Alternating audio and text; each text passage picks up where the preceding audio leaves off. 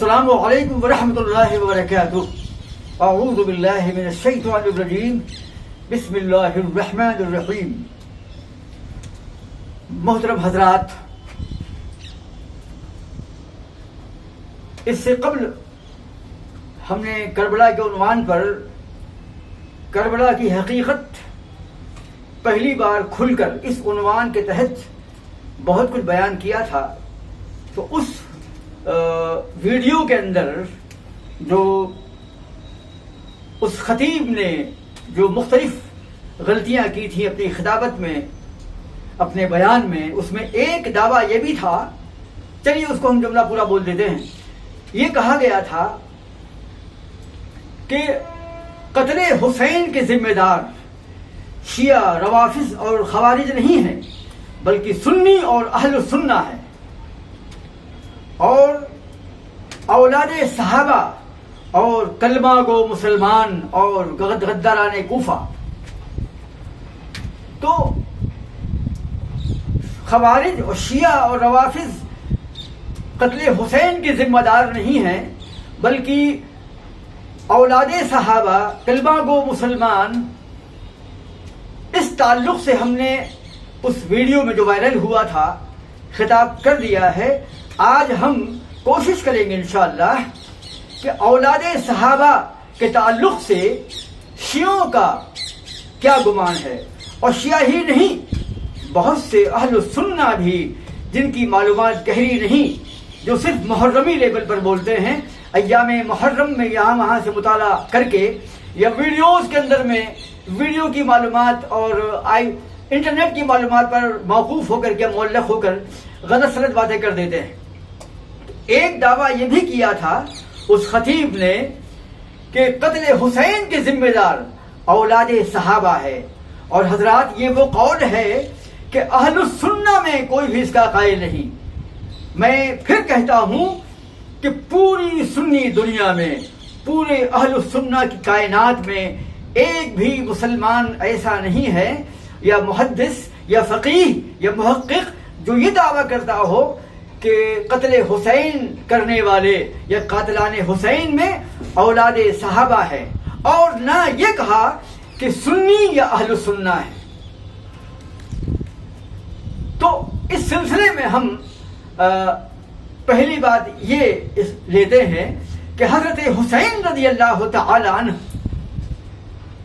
جب قادسیہ کے مقام پر پہنچے اور وہاں پر مسلم بن نقیل کے شہید کر دیے جانے کی خبر آپ کو موصول ہوئی. یہ البدایہ والنہایہ میں ہے، تبری میں ہے، تاریخ کامل ابن اثیر میں ہے، طبقات ابن سعد میں ہے، اور ہر کتاب کے اندر میں ہے. تو جب آپ کو یہ خبر لگی کہ حضرت مسلم بن نقیل شہید کر دیے گئے، اور جب لشکر کوفہ نے آپ کو اپنی حراست میں لے لیا اور مجمع لگ گیا، تو آپ نے حضرت حسین رضی اللہ تعالی عنہ نے اہل کوفہ کو خطاب کر کے فرمایا کہ اے اہل کوفہ، تم کیسے ہو؟ یہ تمہارا عمل کیسا ہے کہ تم نے مجھے دعوت دی، تم نے مجھے خطوط لکھے کہ تم میرا استقبال کرو گے، اور آج میرے آنے کے بعد تم لوگ مجھے قتل کرنے پر آمادہ ہو. یہ جملہ، یہ تاریخی جملہ بتلا رہا ہے کہ حضرت حسین رضی اللہ تعالی عنہ نے یہاں پر ابن زیاد کا نام نہیں لیا، شمر کا نام نہیں لیا، عمر بن سعد کا نام نہیں لیا، کسی خاص شخص کا نام نہیں لیا، بلکہ آپ نے بڑی وضاحت کے ساتھ کہا کہ اے اہل کوفہ، تم نے مجھے دعوت دی کوفہ آنے کی، اور میں یہاں آج تمہارے بھروسے آ گیا ہوں، اور تم ہی مجھے قتل کرنے کے درپے ہو. یہ جملہ بتلا رہا ہے کہ حضرت حسین کو دعوت دینے والے یزید نہیں، ابن زیاد نہیں، عمر بن سعد نہیں، شمر نہیں، بلکہ اہل کوفہ ہیں. اور حضرت حسین رضی اللہ تعالی عنہ کا یہ قول ثابت کرتا ہے کہ قتل کرنے والے عراقی ہیں اور کوفی ہیں، کوئی اور نہیں ہے. دوسری بات یہ کہ جس وقت حضرت حسین رضی اللہ تعالی عنہ کے سامنے اہل کوفہ یا لشکر کوفہ آ گیا تو لشکر کوفہ کے آنے سے قبل حضرت حر بن یزید آ چکے تھے اور حضرت حسین رضی اللہ تعالی عنہ کے خطبے سے متاثر ہو کر کے حسینی بن چکے تھے، یعنی حضرت حسین کے قافلے میں شامل ہو گئے تھے، ان کے ہمدردوں میں شامل ہو گئے تھے۔ اور جب لشکر کوفہ آیا، اور لمبی تاریخ ہے جو اس وقت ہمیں اس پر خطاب نہیں کرنا ہے، تو جب لشکر کوفہ آیا اور حضرت حسین دمشق جانے پر آمادہ ہو گئے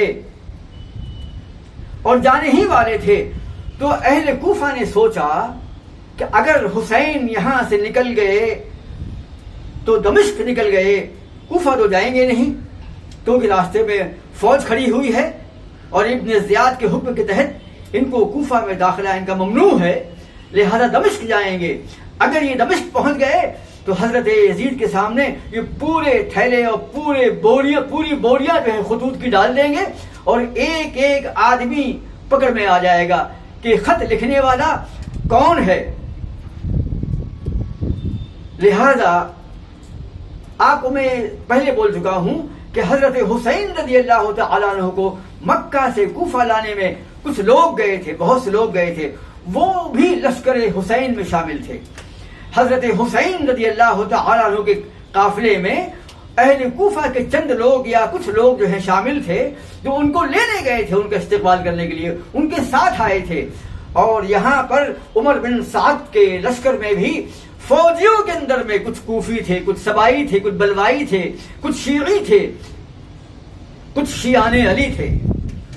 اور یہ لوگ، ان کی خبر جو ہے ابن زیاد کو نہیں تھی، عمر بن سعد کو نہیں تھی، اور حضرت حسین کو بھی خبر نہیں تھی کہ میرے ساتھ جو اہالیان کوفہ ہیں یہ سبائی ہیں، بلوائی ہیں، خارجی ہیں، شیعی ہیں یا شیعان علی ہیں، ان کو خبر نہیں تھی۔ یہ ایک سازش تھی۔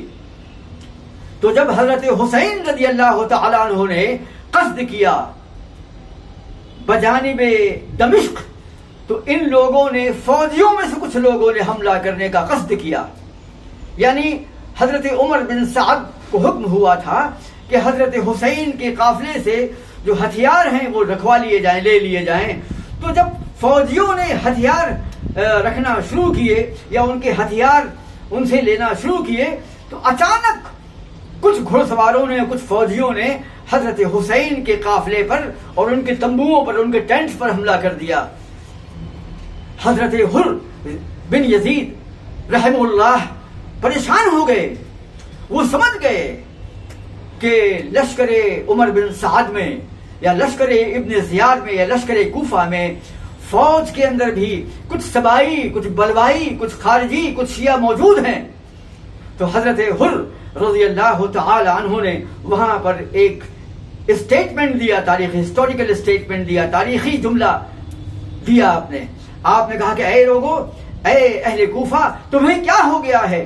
تمہارا برا ہو، تم نے حسین کو دعوت دی اور وہ تمہاری امید پر آئے کہ تم ان کا استقبال کرو گے، ان کا تعاون کرو گے، ان کا جو مشن ہے اس مشن میں تم ان کا تعاون کرو گے، لیکن تم نے دعوت دی اور یہاں تم برطرف ہو گئے اور تم نے ان کو تلے تنہا چھوڑ دیا، اللہ تمہارا برا کرے۔ یہ الفاظ حضرت حر نے۔ اس سے ایک بات معلوم پڑتی ہے، یہ البدایہ والنہایہ کا یہ کی روایت ہے۔ یہ اس روایت سے ایک بات معلوم پڑتی ہے کہ حضرت حر بن یزید کو خبر نہیں تھی، حالانکہ یہ افسر تھے فوج کے، انہیں خبر نہیں تھی۔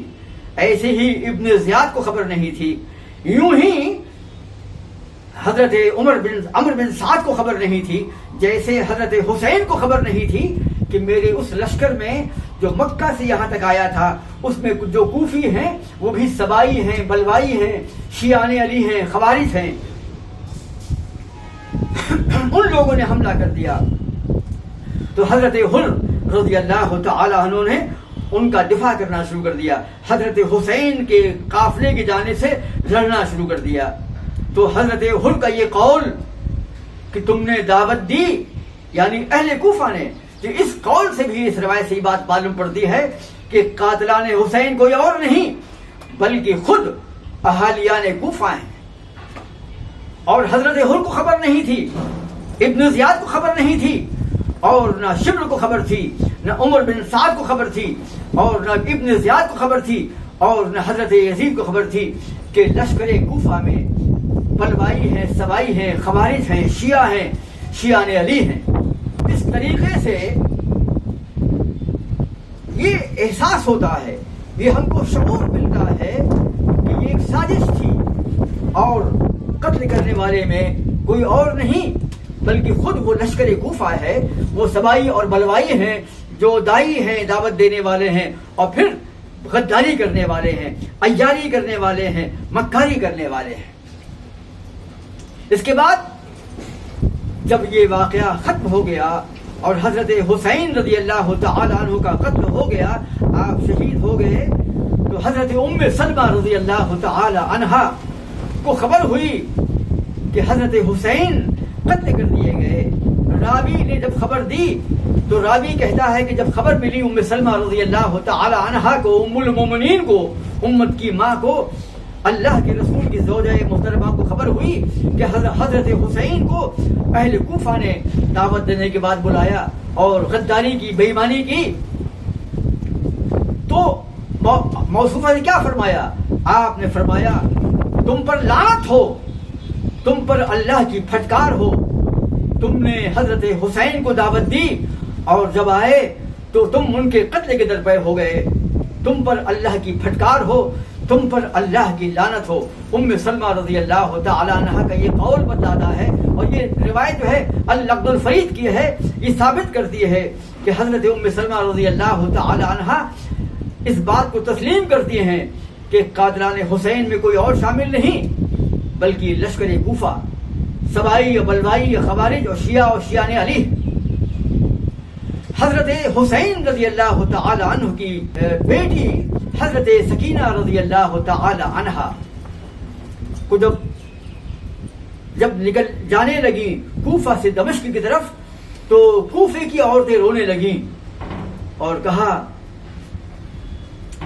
اے سکینہ، اے لشکر حسین، تم پر تمہارا اللہ تعالیٰ بھلا کرے۔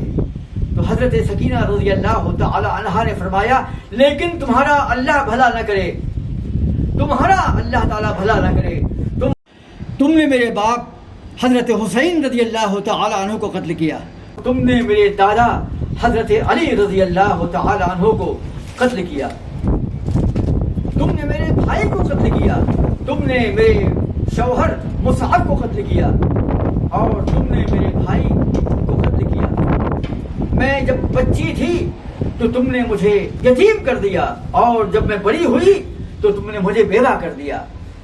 حضرت سکینہ رضی اللہ تعالی عنہا کا یہ جملہ بتلا رہا ہے کہ ان کی نظر میں قاتلان حسین اور قاتلان لشکر حسین جو ہے کوئی اور نہیں بلکہ صرف یہی کوفہ والے ہیں۔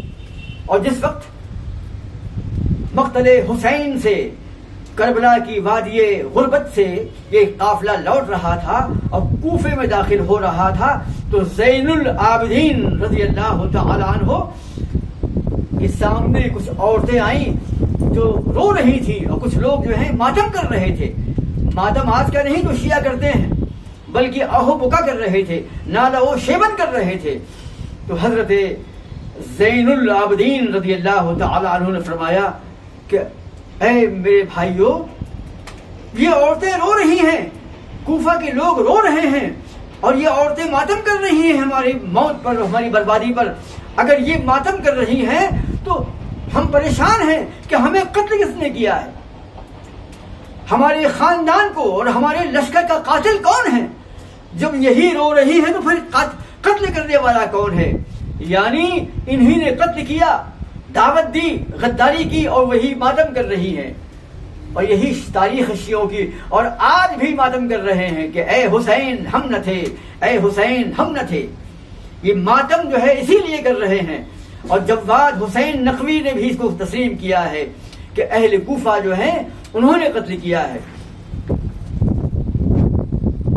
حضرت زین العابدین رضی اللہ تعالیٰ عنہ کا یہ قول بتا رہا ہے کہ وہ تعجب کر رہے تھے کہ ان کی عورتیں رو رہی ہیں، اگر یہ رو رہی ہیں تو پھر ہم کو قتل کس نے کیا ہے؟ یعنی وہ جانتے تھے کہ یہی قتل کرنے والے ہیں، انہی کے شوہروں نے، انہی کے بھائیوں نے ہمارے خاندان کو قتل کیا اور یہی بات ہم کر رہی ہیں. یہ ان کا ڈھونگ ہے, یہ ان کی بہانہ جوئی ہے, یہ ان کی بدماشی ہے. یہ تمام روایات ثابت کرتی ہیں. لیکن ایک خاص بات جو آج ہمارے عنوان کا مرکزی خیال ہے وہ یہ ہے کہ یہ دعویٰ اہل سنہ بالکل نہیں کرتے ہیں کہ قتل کرنے والوں میں اولاد صحابہ بھی شامل تھے. لیکن بڑی بدنصیبی ہے کہ ہمارے اس خطیب نے جو منہجی اعتبار سے تو صحیح ہیں, عقیدے کے اعتبار سے یقیناً صحیح ہے, وہ ایک عالم دین ہیں, لیکن بڑی وضاحت کے ساتھ بڑے زور شور سے یہ کہا کہ قتل کرنے والے سنی اور اہل سنہ ہیں اور اولاد صحابہ ہیں, کلمہ گو مسلمان ہیں. کلمہ گو تو تھے یہ لوگ, بے ایمان تھے, سبائی تھے, بلوائی تھے, ان کا بھی ایمان, ان کے ایمان کا کیا اعتبار. لیکن چلو کلمہ گو تھے بظاہر. اللہ کے رسول کے زمانے میں منافقین بھی کلمہ گو تھے, لیکن اللہ کے رسول نے ان سے مسلمانوں جیسا سلوک کیا, کیونکہ ہم کو فتویٰ دینا ہے ظاہر پر. بظاہر یہ سبائی بلوائی شیعی یہ کوفی جو ہیں مسلمان تھے, لیکن ان کے ایمان کا کیا اعتبار, ان کے قول و قرار کا کیا اعتبار. تو شیعہ لوگ کہتے ہیں, آپ نے آج تک سنا کبھی کہ کسی عالم نے یا کسی محقق نے یا کسی محدث نے یہ کہا کہ اولاد صحابہ شامل تھی قتل حسین میں؟ کوئی سنی خطیب یا کوئی سنی عالم اس کا ذکر نہیں کرتا. ہاں, تاریخی کتابوں کے اندر میں مورخین نے راویوں کی بنیاد پر کچھ نام دیے ہیں, وہ ایک الگ بات ہے. ان کو روایت پہنچی تھی, انہوں نے اس کو لکھ دیا, لیکن محققین نے اس کو تسلیم نہیں کیا, کیونکہ وہ تمام روایات جو ہیں طبری کی ہیں, لوط بن یحییٰ کی ہیں اور صاحب کلبی کی ہیں, ہشام صاحب کلبی کی ہیں. اور یہ عقیدہ اور یہ دعویٰ جو ہے شیعوں کا ہے. جواد حسین نقوی نے بڑی وضاحت کے ساتھ اپنے خطاب کے اندر میں اس کو قبول کیا ہے کہ قتل کرنے والے کوفہ کے لوگ ہیں, اور بشارت حسین نے اور شہنشاہ حسین نے بھی اپنے خطابات میں چند نام لیے ہیں کہ قتل کرنے والوں میں سنان بن انس بن مالک ہیں. یعنی حضرت انس بن مالک جو صحابی رسول ہیں, جو اللہ کے رسول کی خدمت میں 10 سال تک مسلسل رہے. کہتے ہیں کہ سنان جو تھا نا, سنان بن انس جو ہے, وہ سنان جو ہے وہ انس بن مالک کا بیٹا ہے, انس بن مالک کا بیٹا ہے, جبکہ یہ بات غلط ہے.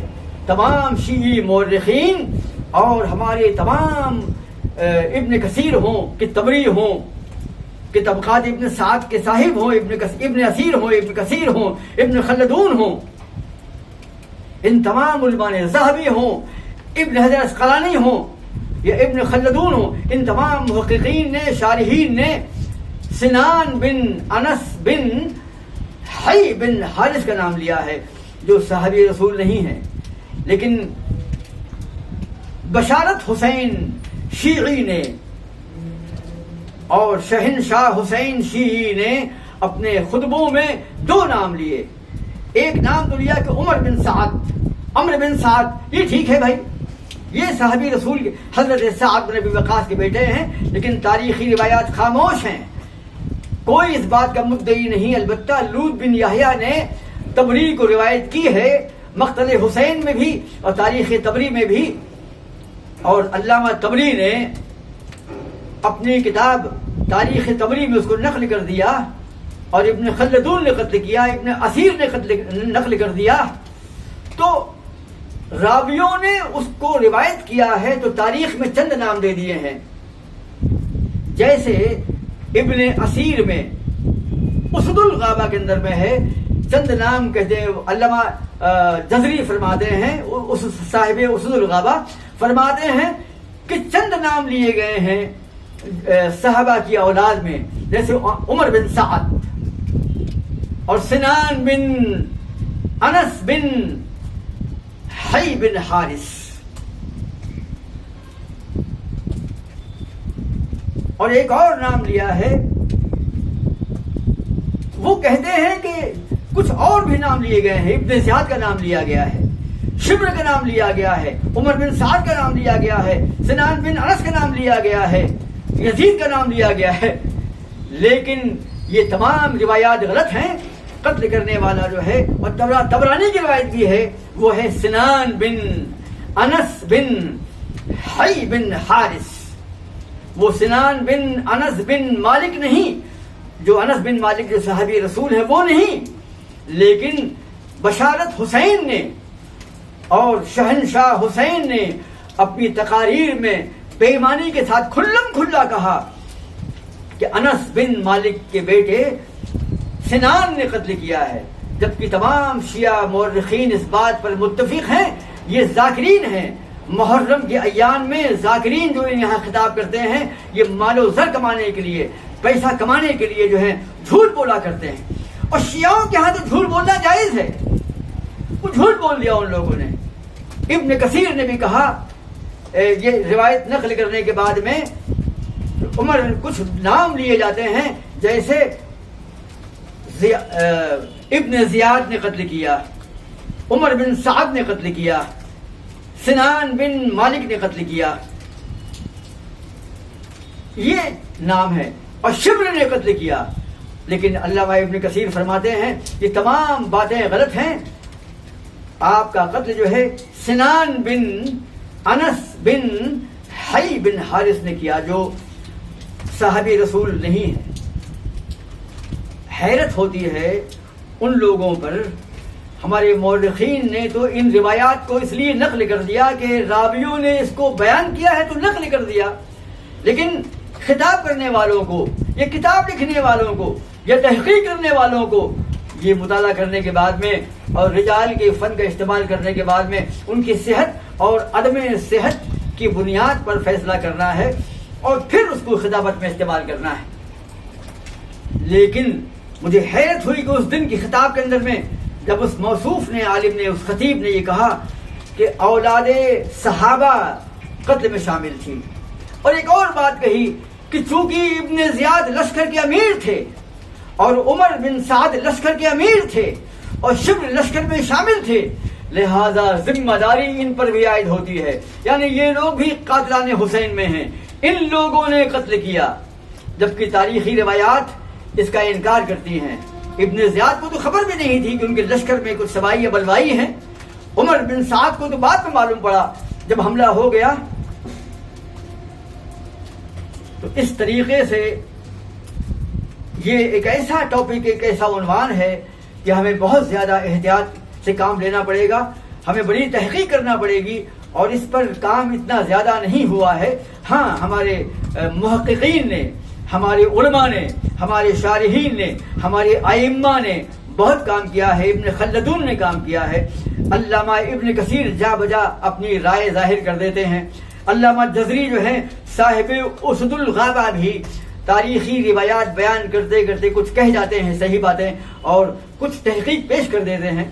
ابن خلدون بھی پہلے مورخ ہیں جو محقق ہیں, اور اس کے بعد شارحین حدیث میں اور شارحین تاریخ میں ابو بکر ابن عربی اور علامہ ابن خطیب, اس کے علاوہ ابن تیمیہ ہیں, علامہ ابن کثیر ہیں, اور علامہ ابن حجر اسقلانی ہیں, اور علامہ عینی ہیں شارح بخاری. ان لوگوں نے کربلا سے متعلق جو تاریخی روایات ہیں جس میں شیعیت داخل ہو گئی ہے یا جو شیعی روایات ہیں ان میں تنقیح اور تنقید سے کام لیا ہے اور بتایا ہے. ان سب نے تسلیم کیا ہے کہ اولاد صحابہ حضرت حسین رضی اللہ تعالیٰ عنہ کی شہادت میں شامل نہیں تھے, بلکہ یہ دعویٰ شیعوں کا ہے. لیکن حیرت ہوتی ہے ہمارے علماء, بعض علماء, سب تو نہیں ماشاءاللہ, 95% 98% علماء کرام, کم سے کم اہل حدیث علماء جو ہیں کربلا سے متعلق عنوان پر جو ہیں غلطی نہیں کرتے. لیکن کہاں جو غلطی نہیں کرتے, 98% صحیح خطاب کرتے ہیں. لیکن وہ کیسی خطابت تھی جب یہ کہا گیا کھلم کھلا سینکڑوں لوگوں کے بیچ میں کہ اولاد صحابہ نے قتل کیا. تو میں کہتا ہوں کہ کس نے دعویٰ کیا اس بات کا.